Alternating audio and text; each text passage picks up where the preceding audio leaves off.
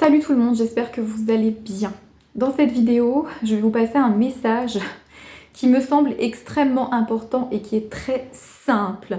Et que pourtant je pense qu'à 31 ans, je n'ai pas encore tout à fait compris. Le message est le suivant.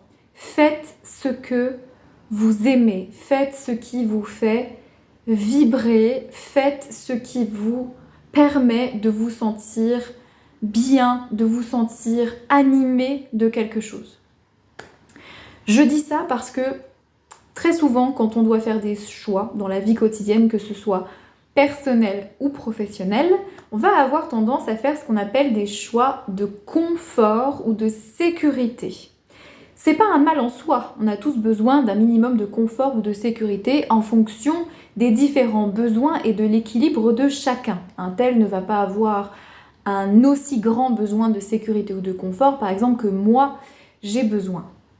Mais on fait ces choix-là de sécurité ou de confort parce qu'on a peur. Donc au lieu d'aller vers quelque chose qui nous fait vibrer, qui nous fait envie, qui nous anime, on va se dire « Ah ben non, je vais pas faire ça parce que financièrement c'est pas ok, ça me met dans l'insécurité, puis je crois que je suis pas capable, ou je saurais pas faire, ou ça va être trop compliqué pour moi. » Et au final, on se rabat, on fait des choix par défaut. Et on prend des décisions, on choisit des métiers, des postes, etc. qui ne nous correspondent pas du tout, mais parce que c'est plus confortable, c'est plus sécuritaire, et puis on pense qu'on va moins se prendre la tête, puis on pense que comme ça on pourra se reposer un peu, et puis que ce sera plus facile et plus simple. Mais la réalité, c'est qu'on se fait chier. On s'emmerde, voilà. Parce qu'au fond de nous, il y a quelque chose qui est profondément frustré. Il y a quelque chose qui est là et qui dit « Mais non, mais moi, j'ai pas envie de ça. Ça ne m'éclate pas, ne m'amuse pas, ça ne me fait pas vibrer. » Et on passe comme ça l'entièreté de notre existence à faire des choses par défaut, parce que c'est mieux que rien, parce qu'il vaut mieux ça qu'autre chose, parce que je ne peux pas m'autoriser plus, parce que je me dis que, parce que j'ai peur que. Voilà, on fait des demi-choix. On amoindrit tout. Et puis on est malheureux comme des pierres, parce que quand on se lève le matin, on ne fait pas ce qu'on aime. Je ne pense pas que ce soit normal et acceptable de passer une vie à faire des choses qu'on n'aime pas, des choses qui nous font chier. On va y aller, on va se dire « Oh bah oui, de toute façon, bon, ça m'éclate pas, mais allez, c'est alimentaire. Oh mais ça m'éclate pas, mais c'est bien provisoire. » Et le provisoire se transforme en éternel.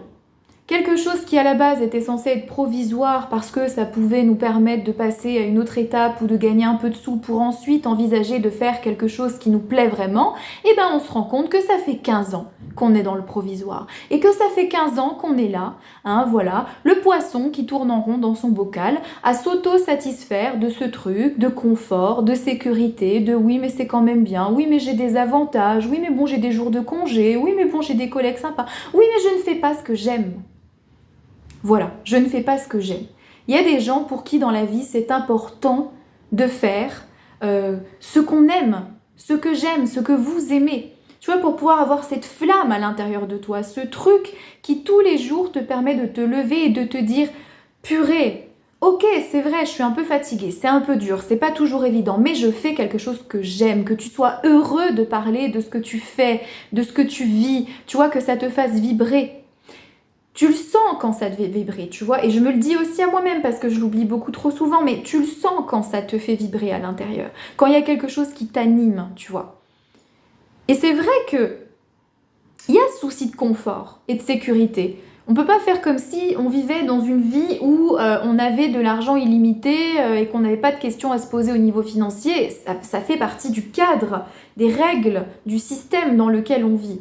Mais je trouve que quand même, ça a tendance à un peu trop automatiquement peser sur nos décisions, nous faire peur, nous induire aussi cette pression de se dire si je fais pas ça, peut-être que je vais manquer, si je me dirige là-dedans, c'est trop risqué. Tu vois, ce truc de ne pas oser prendre de risques, de se dire non, j'y vais pas ou je le fais pas parce que j'ai peur un peu de sortir de ma zone de confort.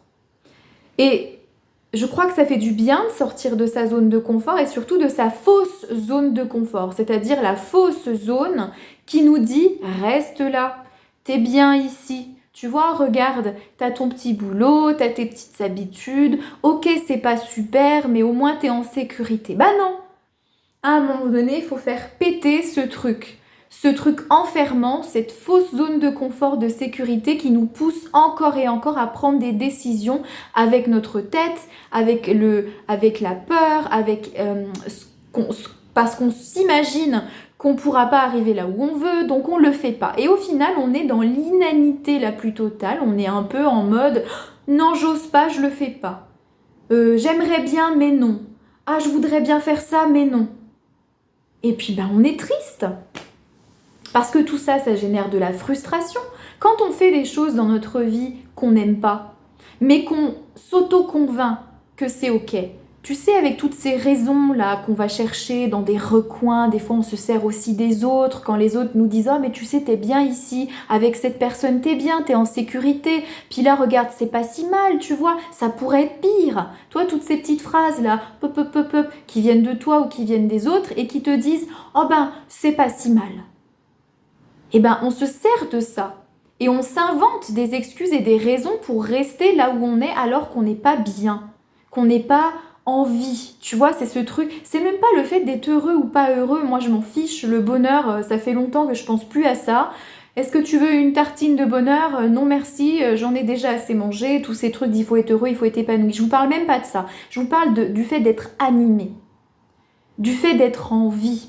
Tu vois, de se sentir vraiment cette énergie-là, de dire purée, je fais quelque chose qui m'anime, quoi. Je vis quelque chose qui m'anime. Je suis dans une relation qui m'anime.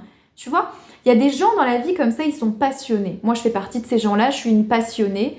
Donc, ça veut dire que ce soit autant dans ma vie professionnelle que dans mes relations, il faut que je vive les choses avec une certaine intensité. Il faut que je sente qu'il y a quelque chose qui passe, que ça soit animé, coloré, folklorique, intense, tu vois. Moi, je vis comme ça. Donc je peux absolument pas être dans des relations qui vont être assez plates, où il va rien se passer, où on n'aura rien à se dire et où on se dira, on se contente d'être ensemble et on verra bien. Ou alors dans des vies professionnelles où je me dis bon ça ira et puis on verra pour plus tard, on va se contenter de ça.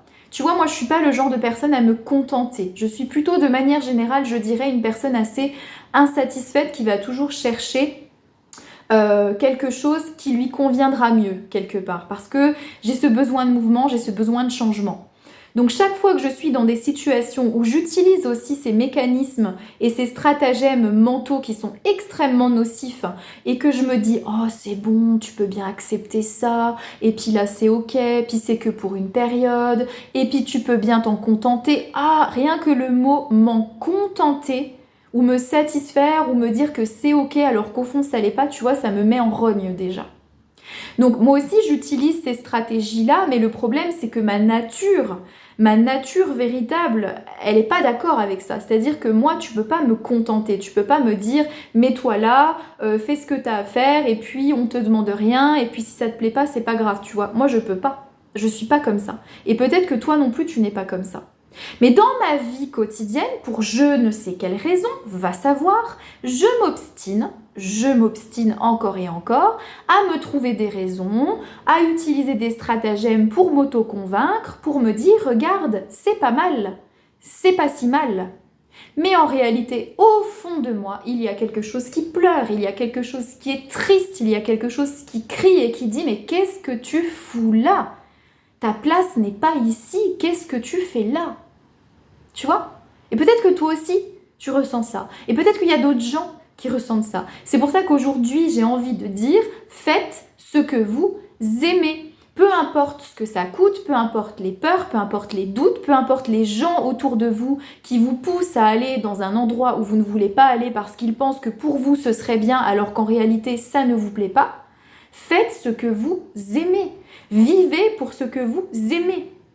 La vie ici, elle est extrêmement courte. Alors oui, ça peut paraître long, 80, 90 ans en fonction du temps qu'on va passer ici, mais en réalité, ça passe vite. Moi, j'ai 31 ans et je me dis qu'à 31 ans, j'ai plus envie de faire des trucs que j'aime pas, des trucs qui me font pas plaisir, des trucs que j'ai déjà fait auparavant ou que j'ai déjà vécu. Donc j'ai déjà fait cette expérience et j'en ai déjà conclu que ça ne me convenait pas. Alors pourquoi est-ce que j'y retourne ? C'est une bonne question. Si je sais que ça ne me convient pas, si je sais que c'est pas pour moi, si je sais que je vais m'ennuyer et que je ne vais pas être bien dans cette expérience, pourquoi j'y retourne? Mais j'y retourne parce que j'ai peur. Parce que j'ai peur de vivre vraiment ce que je veux vivre, d'être vraiment ce que je suis. Voilà, c'est la peur, la peur, la peur, la peur. Les craintes, qu'elles soient vraiment les nôtres ou qu'elles soient induites, ok, par ce que nos parents nous ont enseigné, ce que la société nous dit, etc. Peu importe. Ce sont les peurs. Les peurs qui, encore une fois, sont une bonne excuse, une bonne raison pour ne pas aller là où on nous attend, pour ne pas aller là où ça nous fait vibrer, pour ne pas aller là où on va vraiment se sentir au top du top. Parce qu'on sait que c'est là notre place, tu vois. Si dans ta vie actuellement, tu n'as pas encore trouvé ta place et que tu n'as pas encore vraiment trouvé cet endroit où tu te sens vraiment toi-même, etc., ça va venir, tu sais, des fois, il faut faire plein d'expériences dans sa vie, autant personnelles que professionnelles, pour savoir ce qu'on veut, pour savoir où on est bien. Mais l'idée, c'est de ne pas revenir dans des situations dans lesquelles on a déjà été, et du coup, on s'est déjà rendu compte que ça ne nous plaisait pas, mais on va quand même y retourner. Oh, bah c'est mieux que rien. Moi, il y a plein de gens dans ma famille qui ont vécu toute leur vie comme ça, à se dire « Oh bah, je suis pas tellement heureux, mais c'est mieux que rien ». Donc tu prends quelqu'un non pas parce que tu l'aimes et parce que tu as envie de vivre avec lui, tu prends quelqu'un parce que « Oh bah celui-là ou un autre, c'est mieux que rien ». Au moins lui, je suis en sécurité, ou elle, je suis en sécurité, j'ai un certain confort de vie. Je n'aime pas, je ne vibre pas, je ne suis pas animée de quelque chose, mais je suis pas trop mal, tu vois. Mais est-ce qu'on peut, une fois dans notre vie, se dire qu'on veut autre chose que du pas trop mal, qu'on veut autre chose que du mieux que rien? Donnons-nous l'autorisation, et je m'inclus dedans, de vouloir quelque chose de super en fait, quelque chose de top, quelque chose de génial, pourquoi pas? Sans se mettre la pression bien sûr, on va pas tomber dans ces conneries de développement personnel où on nous dit qu'il faut être super, génial, au top, c'est pas ça du tout, mais juste quelque chose qui nous emplit de joie, qui nous fait plaisir, quelque chose où quand on rentre le soir chez nous, qu'on a vécu ce qu'on avait à vivre, on peut se dire purée, ah ça m'a animé aujourd'hui, ah ça m'a mis en vie quoi, tu vois. Plutôt que de passer notre vie à être dans une espèce de demi-vie, quoi. Quelque chose où on prend pas trop de risques, on n'ose pas trop, donc on vit pas vraiment, puis on n'est pas vraiment mort, tu vois, on est un peu entre les deux. On n'est ni mort ni en vie, tu vois, c'est un espèce d'état un peu neutre comme ça, léthargique, où on est un peu apathique, puis frustré aussi, parce qu'on fait pas ce qu'on aime, parce qu'on fait pas ce qu'on voudrait. Donc on a toujours ce truc en nous qui nous dit « Ah bah oui, mais bon, tu vois... Et puis on s'énerve après les autres. On s'énerve après les autres parce que eux font ce que nous, on s'autorise pas. Et on devient aigri. Voilà ce qui nous attend. Si dans notre vie, on fait des choses dont on n'a pas envie, qu'on n'aime pas faire tout le temps, on va finir aigri. À critiquer les autres, à juger les autres, à s'énerver quand il y a des gens autour de nous qui sont bien dans leur peau, qui sont heureux de ce qu'ils sont, parce que nous, ça nous convient pas. Donc, si on veut arrêter de nourrir en fait cette grolle, ce truc à l'intérieur de frustration, de rumination, de je fais pas ce que je veux, je fais pas ce que j'aime, en fait, il faut aller vers les choses qu'on aime. Et tant pis si on a peur, tant mieux même si on a peur. Parce que le mieux que rien, le moitié-moitié, le 50-50, là, ce truc un peu neutre, au bout d'un moment, on n'en peut plus, quoi. J'ai travaillé dans ma vie en tant qu'auxiliaire de vie. J'ai travaillé en maison de retraite auprès de personnes âgées. J'ai accompagné tout type de personnes. Des personnes qui étaient en fin de vie, des personnes qui avaient des démences, des personnes qui étaient atteintes de la maladie d'Alzheimer. Donc j'ai expérimenter avec ces personnes-là ce à quoi ressemble ce qu'on appelle la fin de vie. C'est-à-dire le moment où effectivement on se rapproche de plus en plus du passage, de la mort, et puis où on vit ce passage de vie-là. Et j'ai rencontré énormément de personnes âgées qui étaient frustrées, aigries, tristes, en colère, et qui n'arrêtaient pas de répéter « si j'avais su ». Si j'avais su, j'aurais fait ça. Si j'avais pu, j'aurais fait ça.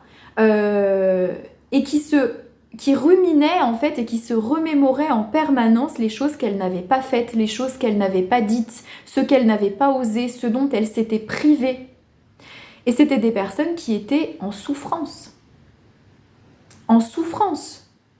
D'avoir passé une vie à se contenter, à accepter que ça soit mieux que rien, à se dire c'est pas vraiment ce que je voulais mais je l'ai accepté. Voilà. Mais pourquoi ? Pourquoi devrait-on accepter ce dont on ne veut pas, ce dont on n'a pas envie, à défaut, par défaut? Ah bah oui, mais j'accepte ça parce que sinon j'ai quoi? Bah sinon j'ai rien. Donc plutôt que d'avoir rien, bah je préfère avoir ça. Bah non! Préfère justement n'avoir rien plutôt que d'avoir quelque chose qui ne te va pas, quelque chose qui ne te convient pas, quelque chose dans laquelle tu vas te noyer petit à petit en te répétant sans arrêt que c'est bien, que t'es bien comme ça. Mais non, t'es pas bien comme ça. Et moi, je me le dis aussi à moi-même, je ne suis pas bien comme ça. Donc si t'es pas bien, tu changes.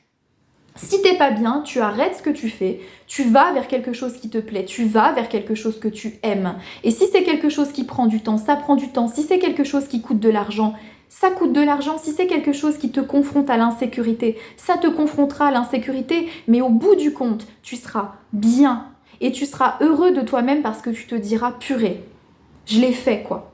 J'ai fait quelque chose que j'aime. Et qu'est-ce que ça fait du bien dans la vie de faire des choses qu'on aime, quelque chose où on ressent de la gratification, où on se sent reconnu, où on se sent valorisé parce qu'on est vraiment dans notre domaine de compétences, dans vraiment ce qu'on sait faire, dans quelque chose dans lequel on est bon, tu vois. On sait qu'on est bon, on sait qu'on aime ça et ça nous fait du bien.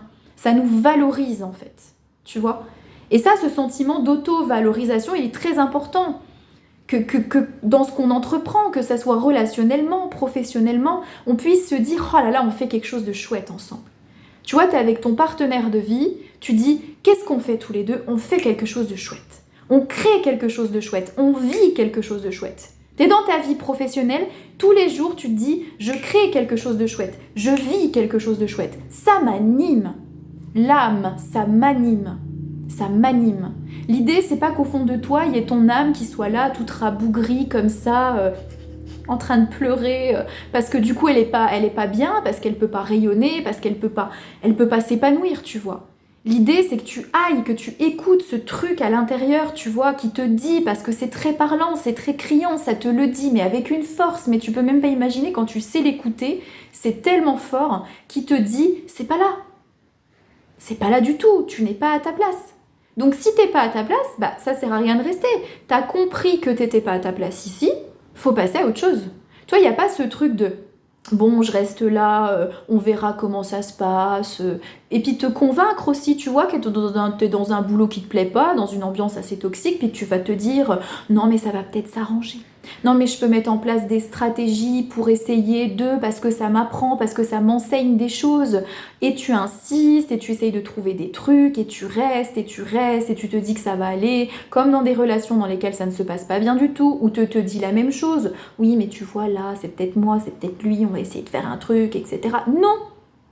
Une fois que tu as compris et que tu as ressenti que c'était pas ta place, tu passes à autre chose. Tu lâches le truc où tu es, tu te mets en quête de l'autre truc qui va arriver après, tu ouvres la porte et l'autre truc qui va arriver après, c'est bon, tu vois.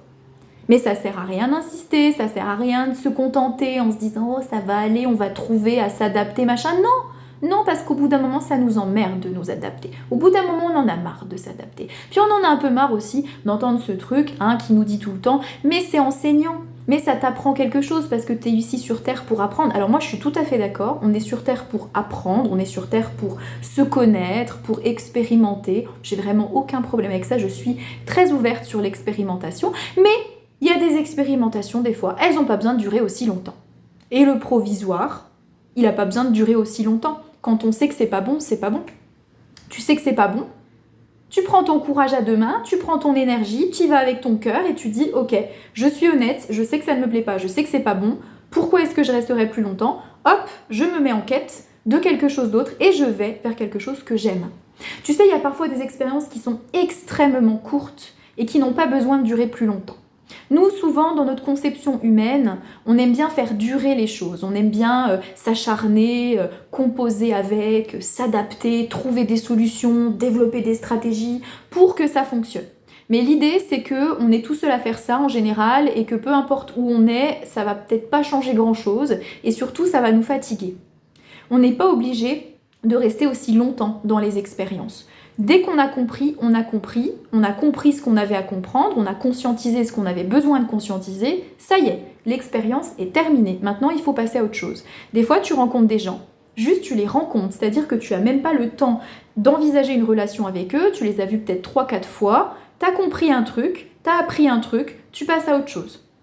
Vie professionnelle, tu commences un boulot, ça fait 15 jours que tu y es, en l'espace de 15 jours, t'as vu ce que t'avais à voir, t'as conscientisé ce que t'avais à conscientiser, terminé, au revoir.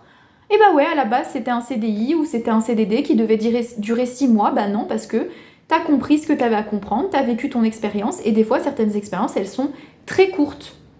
Nous, on s'imagine toujours, parce qu'on est dans cette idée de labeur, de durée, on est dans ce truc de il faut que ça dure, tu vois, l'expérience, il faut qu'elle soit longue. On estime que quelqu'un qui a de l'expérience, c'est quelqu'un qui est resté longtemps quelque part. Tu vois, dans le monde professionnel, par exemple, plus t'es resté dans une entreprise, plus on va te dire, oh là là, dis donc, il est resté longtemps, il a une sacrée expérience, il est fiable, il sait de quoi il parle, etc. Mais pas forcément. Pas forcément, justement.